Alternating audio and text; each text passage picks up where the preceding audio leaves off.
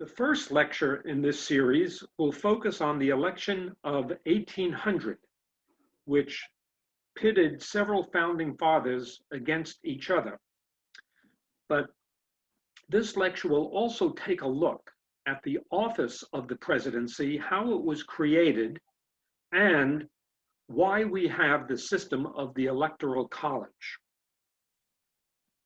The founding fathers are worshipped in America as kind of like secular gods, whether Americans are Democratic or Republican, liberal or conservative. We all hold the founding fathers in deep reverence.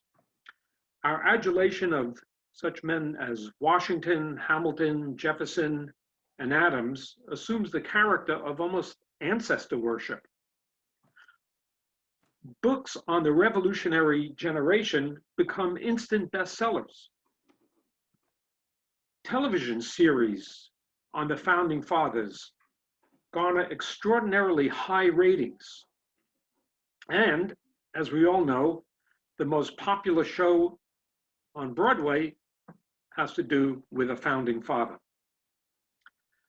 We venerate them for their brilliance and for their political wisdom. But these icons of American history were also very human, with all the imperfections that come with the human condition. So tell me if this sounds familiar. Nasty political mudslinging, even during the earliest time in American political history. Campaign attacks and counterattacks, personal insult, outrageous newspaper invective, dire predictions of warfare and national collapse if a certain candidate was not elected, and innovative new forms of politicking capitalizing on a growing technology. All of these characterize the earliest presidential elections in American history. And clearly, they characterize the present presidential election. The founding fathers could be petty, vindictive, and even sleazy. Certainly as sleazy as the politicians who are running for office today. In fact, the very term founding fathers leaves a mistaken impression that they were all on the same page, when in fact they were often divided by bitter and acrimonious disputes. You probably heard the phrase originalism. This is a judicial philosophy that says that the Supreme Court should base its decisions on what the founding fathers intended. But the fact is, the founding fathers disagreed over so much, it's impossible to find out what the founding fathers intended, as if there was a consensus when there really wasn't. So we're going to focus on the election of 1800, but before we do that, we have to understand how and why the system of electing the president that we have today, how that came about. So, following the American War of Independence, the victorious colonists were reluctant to give one person too much power. And so they created a form of government called the Articles of Confederation, where there wasn't even a chief executive. This was a form of government with a very weak central government because at the end of the Revolutionary War, they wanted to avoid the tyrannical government that they suffered under during the British rule. And so, as you can see on this graphic, the national government was very weak. It had no power to collect taxes. There was not even an executive branch. It did not have a court system. Each state was almost independent of each other. And clearly, this was not a system that could effectively govern. We had rebellions that the central government found very difficult to suppress. And so, after just a few years, many of the founding fathers felt that we have to get rid of this Articles of Confederation and revise them. And so the Founding Fathers met in Philadelphia in 1787 to revise the Articles of Confederation. What they ultimately did was to get rid of it entirely and to come up with a new constitution. Now, no one who attended the Constitutional Convention expected the executive branch to dominate the new government.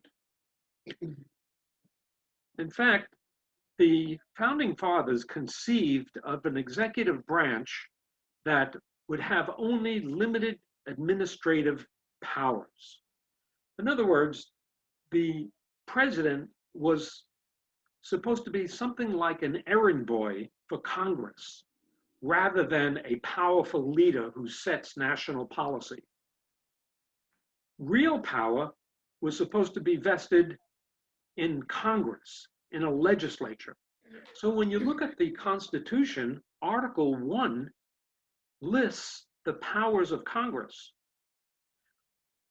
It is Article 2 that is devoted to the executive branch.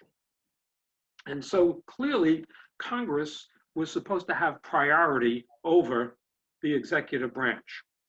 And when we read Article 2, we recognize in the Constitution how much the Founding Fathers feared giving too much power to a president. Now, there was disagreement over how the president should be chosen. Because of the vast size of the new nation, anyone who would serve as president would be a stranger to most Americans. In fact, in 1787, there were just 2 Americans who would be known to everyone in the new nation, and that would have been George Washington and Benjamin Franklin. Other than those 2 individuals, other personalities may have been known in some parts of the country, but not in other parts. So how should the president be chosen? Well, there were a number of plans advanced. Some argued that Congress should choose the chief executive. Others said, let's leave it up to the people by popular vote. And a third idea was that state legislatures should be empowered to choose the president. So let us take a look at each of these alternatives. To let Congress choose the president would give the legislature too much power, and it would lead to intrigue and conspiracy. Because if Congress was to choose the president, then the president would be beholden to Congress. He would be sort of a puppet of the members of Congress who chose him. To let the people select the chief executive was, in the words of James Madison, the same thing as letting a blind man make a choice of color.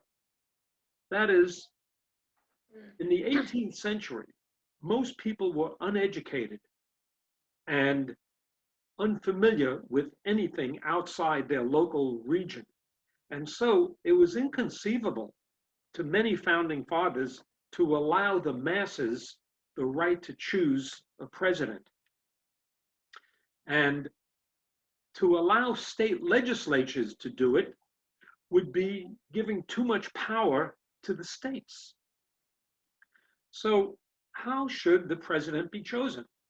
Eventually, a committee was organized to decide how to do it.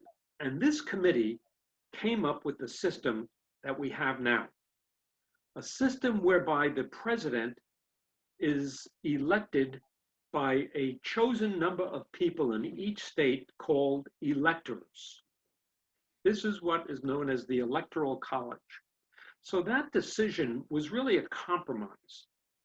Each state legislature was free to determine how these electors should be chosen.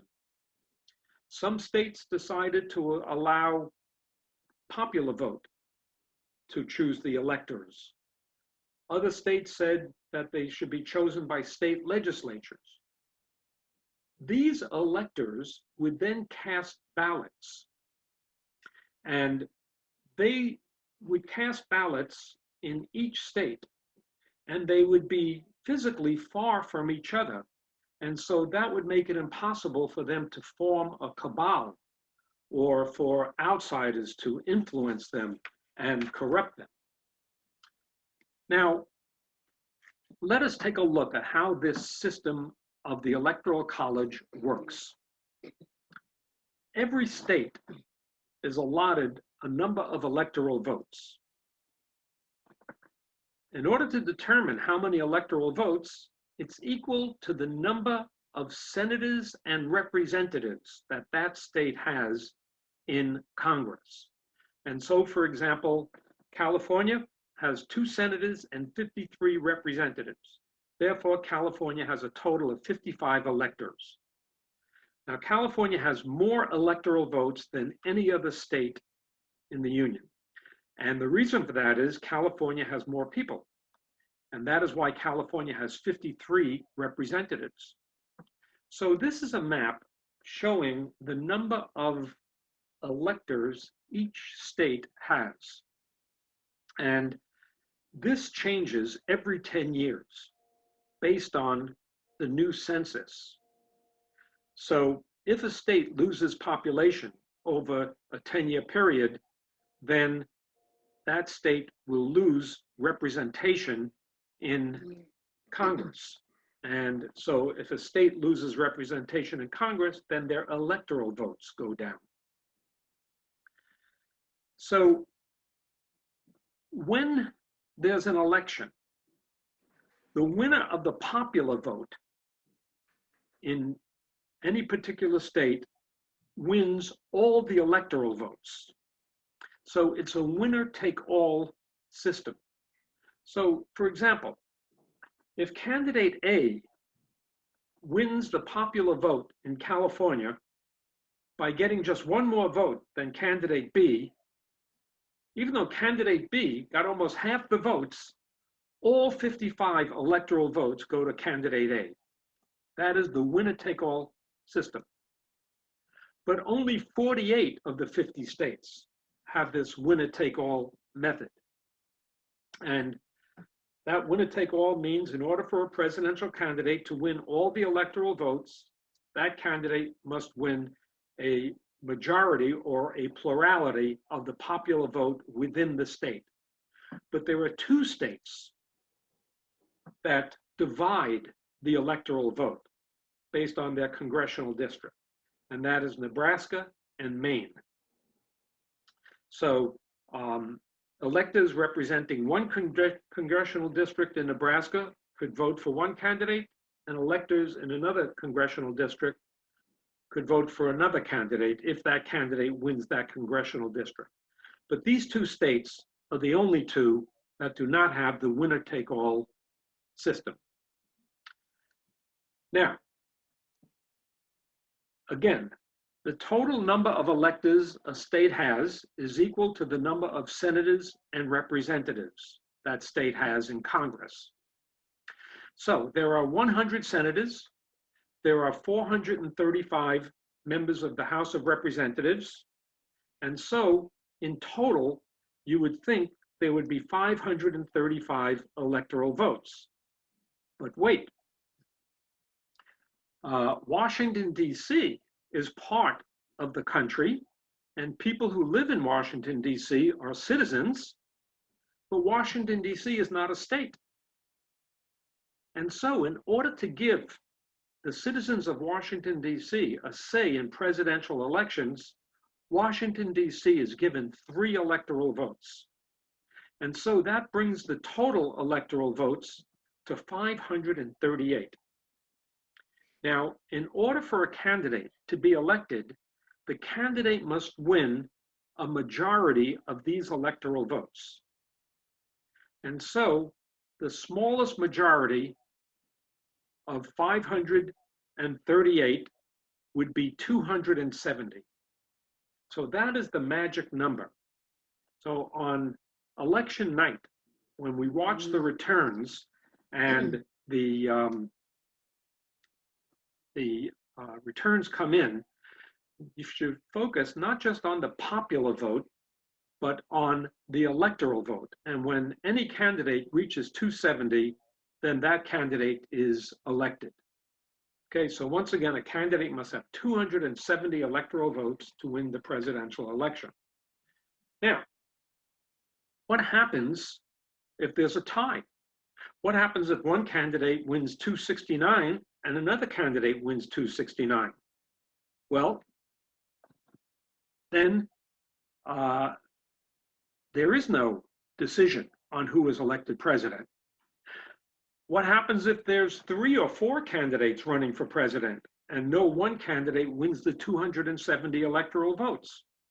Well, in those instances, if no single candidate gets the required 270, then it goes into the House of Representatives, where the House of Representatives then votes. Now, within the House of Representatives, each state delegation has 1 vote. So, in other words, all the representatives, all 53 representatives from California collectively have 1 vote. All 1 representative from the state of Wyoming has 1 vote. And so, when the election gets thrown into the House of Representatives, each state delegation has 1 vote. And whoever gets the majority, in other words, you need 26 of the 50 in the House of Representatives in order to get elected president. So at this point, you're probably totally confused and dazzled, and you should be, because this is how one cartoonist described the system of the Electoral College. It is Byzantine. So another thing that we should be aware of is that when you cast your vote for president, you are actually voting for the elector from that party. Okay, so again, California has 55 electors. And when you cast your vote, you're voting for the Democratic electors from California or the Republican electors from California. So here it is again. California has 55 electoral votes. So who are these electors? Well, each party, let's say in each state, chooses electors. Now, in California, there are 55 Democratic electors and 55 Republican electors. In the state of California, it's the state political party who chooses the electors. So if, for example, candidate A defeats candidate B in California, it's candidate A's 55 electors who are chosen to cast their ballot. And the 55 electors for candidate B have no voice. And so party leaders select the electors, and they're generally individuals who have served the party over time, and they get rewarded by being named as electors. And the 55 who cast their vote come from the party that wins the popular vote in California. And electors vote for their party's candidate. In fact, there are some states that allowed electors to cast their ballot irregardless of who the state vote went to. It was called faithless electors. But the Supreme Court recently ruled that that is no longer possible. So these electors must vote for the candidate that won the popular vote in the state. And so Californians who voted for Obama in 2012 or 2016, 2012 or Trump in 2016, really voted for an elector pledged to cast the state's electoral vote for Obama or for Trump. Now, the election is coming up on November 3rd, but the real election is on December 14th. Why? Because each state's electors meet in their respective state capital on the first Monday after the second Wednesday of December to cast their votes. Why the first Monday after the second Wednesday of December? I have no idea. I think the founding fathers just wanted to complicate things even further. So it just happens that on the calendar in December, the first Monday after the second Wednesday is December 14th. So all of the electors of the winning candidate from California will meet in Sacramento on December 14th. The winning candidate from New York State, their electors will meet in Albany on December 14th. And so this goes on throughout the entire country, and they cast their ballots. Those ballots are then counted in the first week of January before a joint meeting of the House of Representatives and the Senate. And so the real election, again, is in December when the electors cast their ballots, and in January when Congress comes back into session and counts those ballots. Again, what if no one receives a majority? Well, again, you need 270. If no candidate has a majority, then the House of Representatives selects the president from among the top 3 presidential candidates with the most electoral votes. Now, of course, we have just 2 major parties, so there's just 2 candidates running against each other. But that hasn't always been the case in American history, as we shall see. If it gets thrown into the House of Representatives, each state has 1 vote, and the Senate then also has a voice in that if it gets thrown into the House of Representatives, the Senate selects the vice president from the top 2 candidates. But that is no longer the case since the 12th Amendment.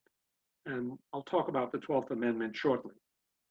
So we have this Electoral College. Many people wonder, why do we still have it? Well, there are arguments in favor and against the Electoral College.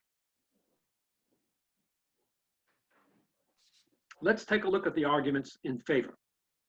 One argument is that the Electoral College is a safeguard against an uninformed or uneducated voters. That the Electoral College was initiated instead of the popular vote in order to take the decision of who should be president out of the hands of the uneducated masses, and instead place the final decision in the hands of electors who would be much more informed than the average citizen. Another argument is that the system works in that in most cases, the candidate who wins the most popular vote also wins the most electoral votes.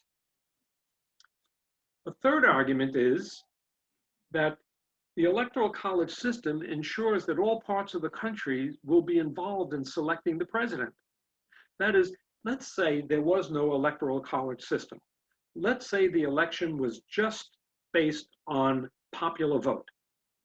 Well, if that was the case, then candidates would campaign in New York City, in California, in Florida, and would have no interest in campaigning in most of the other states, because all you need is a majority of the popular vote. And that's where most people live, along the coastal states. Whereas when you have an Electoral College, then the voting is parceled out to all the states, and candidates have to campaign in all the states. And finally, The last argument is that by having an electoral college system, it guarantees that the winner will have a majority of electoral votes.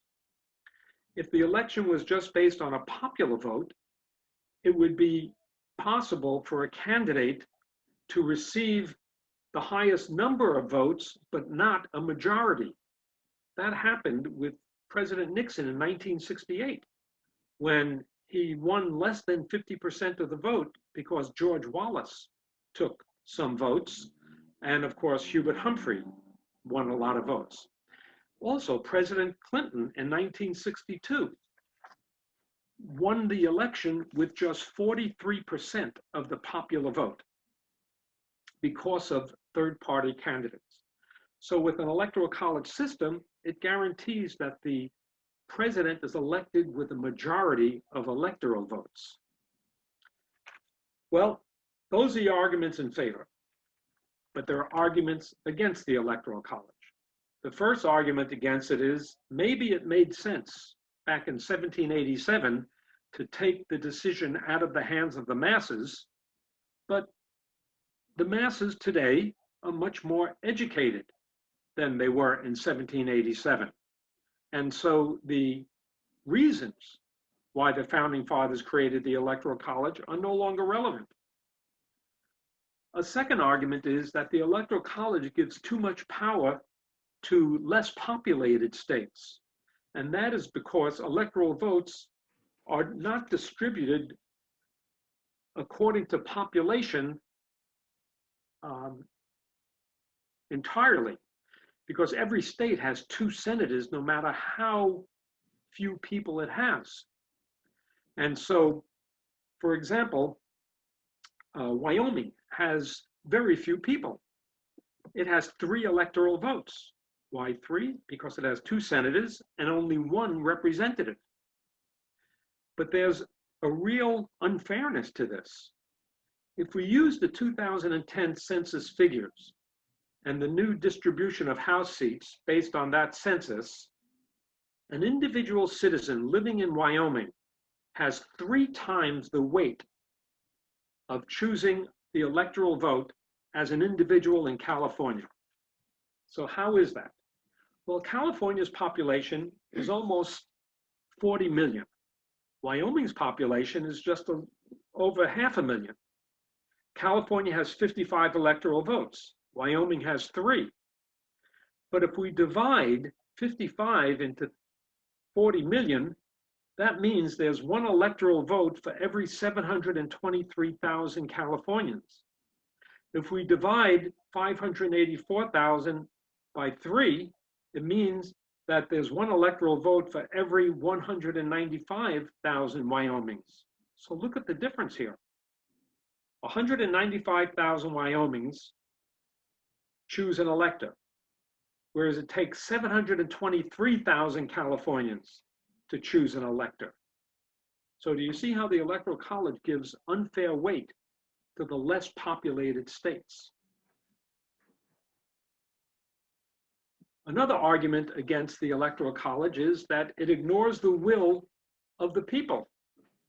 So for example, 5 times in the 58 presidential elections, the candidate that won the popular vote was not elected president. That represents almost 9% of all presidential elections. Now, how is that possible? Well, let's take a look at the 2016 election.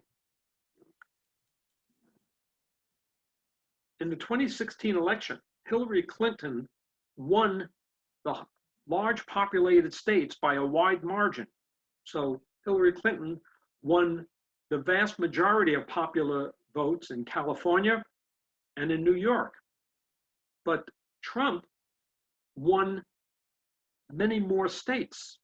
And so if you add up the electoral votes of the many rural states that Trump won, along with some large population states, he won a majority of the electoral votes, even though Hillary Clinton won the majority of the popular vote. And Another argument against the Electoral College is that it gives too much power to the swing states.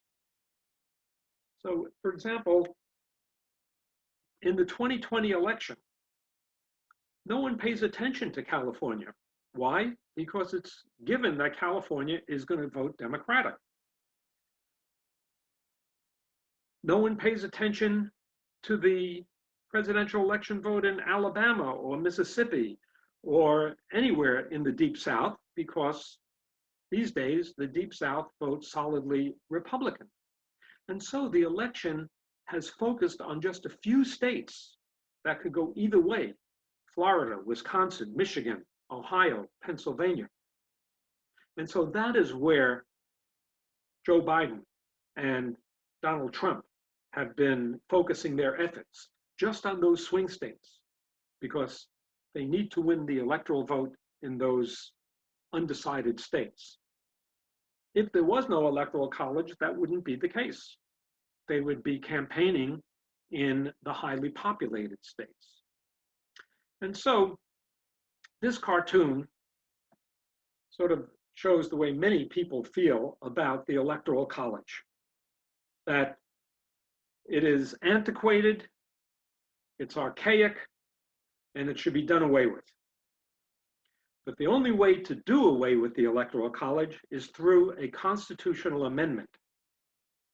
In order for a constitutional amendment to pass, you need the approval of 3/4 of the states. In other words, you need 38 or 39 states. Well, the rural states who benefit from the Electoral College certainly will not want to get rid of it. So we are stuck with this system.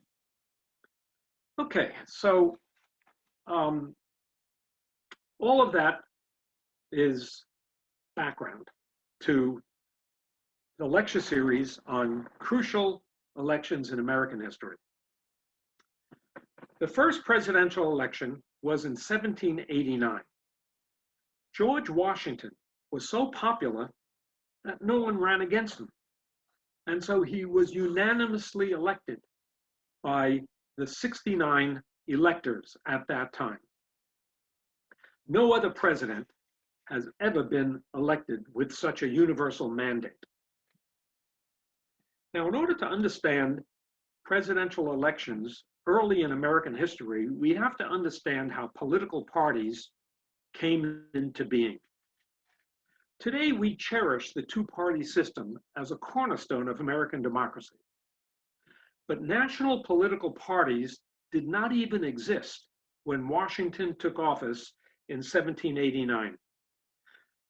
There was an enormous anxiety about political parties. They were seen as factions, people organizing around a set of principles and not necessarily having the greater good of the nation at heart. In the early 1790s, many people believed that organizing a political faction was subversive. The founders regarded factionalism as an exclusive group of people who were trying to benefit themselves rather than working for the public good. Organized opposition to the government in power seemed tainted with disloyalty. Such opposition affronted the spirit of national unity that took hold after the American Revolution. So there was this sense that factions or political parties would really result in people working for selfish goals at the expense of the nation. And so neither the Constitution nor the framers and founding fathers wanted or planned for political parties. James Madison claimed that the Constitution would prevent the rise of national political factions. In Washington, in his farewell address in 1796, warned the nation about the evils of political factions. He said, "Beware the baneful effects of party." Alexander Hamilton dreaded parties. He said, "Nothing more but the can be ill-judged than the intolerant spirit which has at times characterized political parties. And political parties are the most fatal disease of popular governments. And Thomas Jefferson, the third president of the United States, famously said, "If I could not go to heaven but with a party, I would not go there at all." So the founders assumed that their new republican form of government would be superior to European monarchies. They regarded European monarchies as corrupt, with undue pomp and ceremony and privilege. And so politicking was seen as part of this corrupt political system. It was considered unseemly. In fact, most Americans considered a political party system as a violation of the principles of American government right after the writing of the Constitution. But we did get political parties. Why? Because coalitions emerged during the ratification of the Constitution, where some people took opposition to others on a number of issues. And so that is how political parties originated, over differences over what the country should be. And so, how much power should the government have? There were some people that said the government should be very powerful. Others who said most of the power should be in the states, not in the federal government.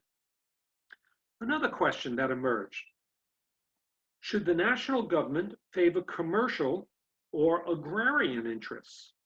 Certainly, people in the South favored agrarian interests. People in the industrialized Northeast favored commercial interests. Which entity should have the greatest power, the federal government or the states? And so these issues were debated early on. And as people clarified their views, they took different sides and they voted with like-minded people. And so out of this, we get political parties. The battles between Alexander Hamilton and Thomas Jefferson came to represent the divisions that shaped the early political landscape. The feud between those two founding fathers were rife with intrigue and took on an almost pathological intensity. Followers of Alexander Hamilton were called Federalists. They supported a strong national government. They also supported an economy based on industry rather than agriculture. And they wanted power to be in the hands of the richest and best educated Americans. And this party, the Federalist Party, was led by Alexander Hamilton, who was not a Broadway star when he started out, but he will become later. And so followers of Hamilton believed that their interests could be advanced only with a very powerful central government, a government capable of establishing sound public credit and stable currency. And the Federalists were distrustful of the masses, and so they supported a government ruled by the wealthy and educated elite. Opposing the Federalists were the Democratic Republicans. The Democratic Republicans were suspicious of a strong central government. They preferred power to be vested in the states. They supported what they called states' rights. They supported an economy based on agriculture, not on commerce. And so they were strongest in the South. And they were more trusting of the masses. And so they wanted to give more power to ordinary people. And these Democratic Republicans were led by Thomas Jefferson.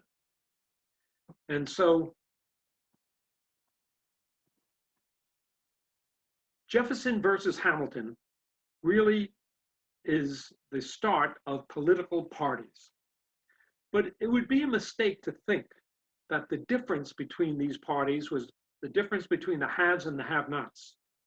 While Federalists supported commercial interests, many of them, like Hamilton, were self-made men, whereas Democratic Republicans like Jefferson and Madison, who claimed to speak for the common man, they were men of immense inherited wealth, and they were slave owners. So by the end of Washington's first term in 1792, the American political landscape was divided by these two distinct political parties between the supporters of Thomas Jefferson and Alexander Hamilton.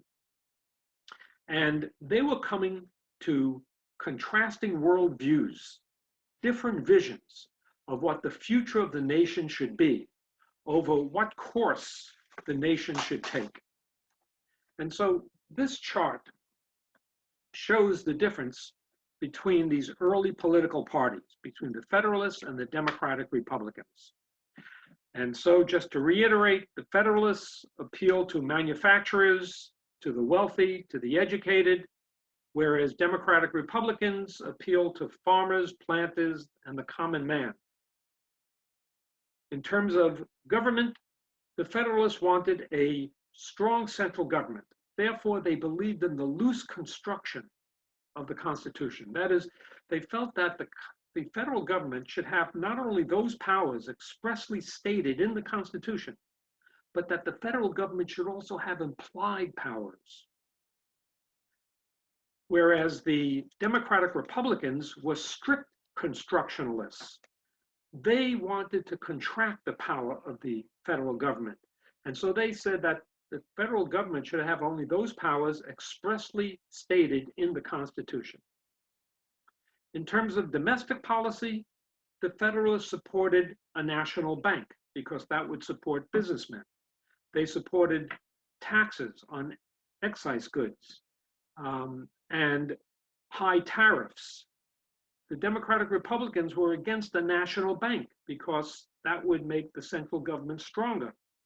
They were against taxes on whiskey, for example, that farmers depended on. And they opposed tariffs. In foreign policy, they disagreed over what was happening in France. And so in 1789, we get the French Revolution. And the French Revolution had a dramatic impact on both parties. Jeffersonians applauded the French, who had gotten rid of their king. And they resonated to the slogan of the French Revolution: liberty, equality, brotherhood. But Federalists, on the other hand, regarded the reign of terror that followed the French Revolution as proof of what happens when the common man gains political power. After the French Revolution, the radicals gained power and they launched what was known as a reign of terror. And here you see a cartoon description of King Louis XVI's head being shown to the masses of Parisians. Now, George Washington appointed Alexander Hamilton as his Secretary of the Treasury and Jefferson as Secretary of State in his cabinet. So in Washington's first cabinet, he had Hamilton and Jefferson constantly bickering like two children vying for the affections of the father. Hamilton wrote a letter to a friend complaining about Jefferson and his friend Madison. And so in the letter, Hamilton said, "Mr. Madison, cooperating with Mr. Jefferson, is at the head of a faction decidedly hostile to me and my administration, and subversive of the principles of good governance and dangerous to the Union peace, and happiness of the country.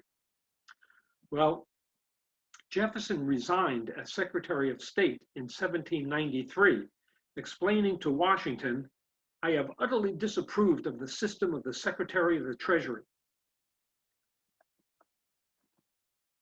Jefferson said that Hamilton was adverse to liberty and that he wanted to undermine and demolish the new republic.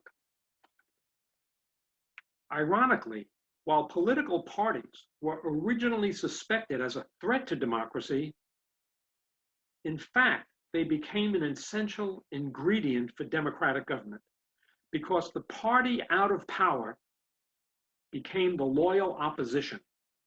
That is, it kept an eye on the party in power and kept them honest, criticizing them when they did corrupt things. Now, early in American history, newspapers began to play a critical role in the legitimization of parties.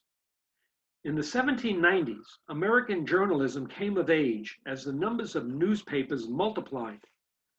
There were some 242 newspapers, mostly in New England and the Middle Atlantic states. And these newspapers emerged as mouthpieces for either one party or the other. The Gazette of the United States was a Federalist newspaper, whereas the National Gazette was a Democratic Republican paper. Some newspapers accused Republicans of plotting a reign of terror in the United States and wanting to turn the country over to France. Others accused Federalists of favoring a hereditary aristocracy that planned to establish an American dynasty by marrying John Adams' daughter to the King of England. And so these political disputes were reflected in the newspaper of their times. And these disputes were very bitter. And so, for example, in 1797, Matt Lyon, on the left, a Republican from Vermont and a member of the House of Representatives, spit in the eye of Roger Griswold from Connecticut, who was a Federalist. And he spit in his eye over a political issue. Griswold later attacked Lyon with a cane on the floor of the House of Representatives, striking Lyon 20 times and wrestling him to the floor of the Congress. Lyon then defended himself by picking up a pair of fire tongues. And so if you think the debate between Trump and Biden was vicious and ridiculous, and that is certainly the way I saw it, it was nothing compared to what was going on in 1797 in the House of Representatives. From this, we see the birth of political cartoons to encapsulate political confrontation. Now, things became vicious even within political parties. So, Adams and Hamilton were from the same party, the Federalists, but they intensely disliked each other. Adams referred to Hamilton as that bastard brat of a Scottish peddler. And he suggested that Hamilton's ambition stemmed from a superabundance of secretions which he couldn't find enough whores to absorb. These are the founding fathers that we adulate. Hamilton countered that Adams was a petty, mean, egotistical, erratic, eccentric, jealous-natured, and hot-tempered individual. So all of this serves as a prelude to the election of 1800, which some historians refer to as the Revolution of 1800. By 1800, the presidential campaign became a contest of personal vilification, surpassing any presidential election in American history. And things got ugly very fast. The election was between Thomas Jefferson and the sitting president, John Adams. The Jefferson camp characterized President Adams as an old toothless monarchist having a hideous hermaphroditical character which has neither the force and firmness of a man nor the gentleness and sensibility of a woman. I'll let that sink in for a while. And as the slurs piled on, Adams was labeled by the Jeffersonians as a fool, a hypocrite, a criminal, and a tyrant. In return, Adams' men branded Vice President, and Jefferson was Adams' vice president at the time. Now you may wonder, how is it that Adams, a Federalist, was president and Jefferson, a Democratic Republican, was vice president? Well, that's because in those days, no one ran for the vice presidency. Whoever got the majority of the electoral vote became president, and the guy who finished second became vice president. So in 1800, you had the sitting president, John Adams, running against the sitting vice president, Thomas Jefferson. And Jefferson's supporters, Adams' supporters referred to Jefferson as a weakling, a libertine, and a coward. They claimed he was the son of a half-breed Indian squaw who was sired by a mulatto father, that he was an atheist in league with the devil, as you see in this cartoon here. This is a Federalist cartoon showing Jefferson trying to pull down the federal government, and the devil is helping him to do so. The Federalists charged that Jefferson had cheated his British creditors, that he had obtained property by fraud, that he had robbed a widow of her estate of 10,000 pounds. The Federalist newspaper, the Connecticut Courant, charged that if Jefferson would be elected president, murder, robbery, rape, adultery, and incest will all be openly taught and practiced. The soil will be soaked with blood and the nation black with crimes. So, when Trump says that if Biden is elected, there will be mayhem in the streets, that's nothing compared to what was being said in 1800. There were even charges that Jefferson, get ready for this one, that Thomas Jefferson had pimped out Dolly Madison and her sisters to congressmen in order to win votes from the congressmen. Back then, presidential candidates did not personally campaign. In fact, Adams and Jefferson spent much of the election season at their respective homes in Massachusetts and Virginia. But the key difference between the two politicians was that Jefferson hired a hatchet man, a journalist by the name of James Callender, to smear Adams. And so it was Callender who described Adams as a repulsive pedant, a gross hypocrite, and an unprincipled oppressor, one of the most egregious fools upon the continent. Adams, on the other hand, considered himself above these tactics. Jefferson paid a price for his dirty campaign tricks. Callender served time in jail for slander, the things that he wrote about Adams. And when he emerged from prison in 1801, he felt that Jefferson still owed him. After Jefferson did very little to appease him, Callender broke a story in 1802 that had only been rumored until then. So Callender broke the story that Jefferson was having an affair with one of his slaves, Sally Hemings, and that she had given birth to 5 of Jefferson's children. And that story plagued Jefferson for the rest of his career. And although generations of historians shrugged it off as part of Callender's vitriol, in 1998, DNA testing showed that there was a link between the descendants of Sally Hemings and the descendants of Thomas Jefferson. Now, there were some serious issues discussed in the election of 1800. The Federalists warned that Jefferson's victory would wreck the economy. Republicans counted that a Federalist victory might mean war with France. The election ultimately centered on a fundamental constitutional defect in the presidential and vice presidential voting process. As originally drafted, the Constitution, as I mentioned, did not differentiate between presidential and vice presidential candidates.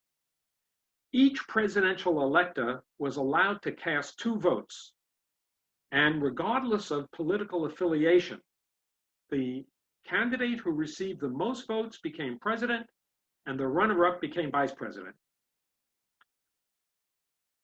What about if the 2 candidates were tied? Well, the election would then be thrown into the House of Representatives, as I mentioned earlier. Now, in 1796, that is the election just prior to 1800, John Adams of the Federalist Party was elected president. Thomas Jefferson of the Democratic Republican Party was elected vice president. In the election of 1800,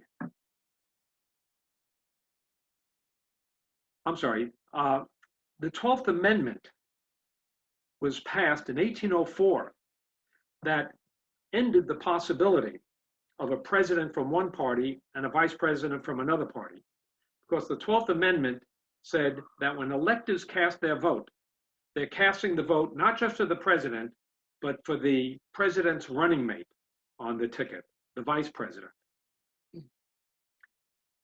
So this is the result of the 1800